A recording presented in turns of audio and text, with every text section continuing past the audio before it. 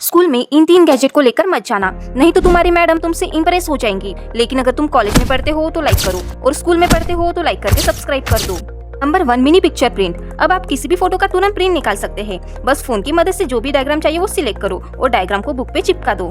Number 2, electric sharpener and eraser. बस pencil डालिए और पेंसिल सेकंड में शार्प हो जाएंगी और आप इसे इरेज भी कर सकते हैं और शार्प किया हुआ पूरा कचरा इसमें डाल सकते हैं।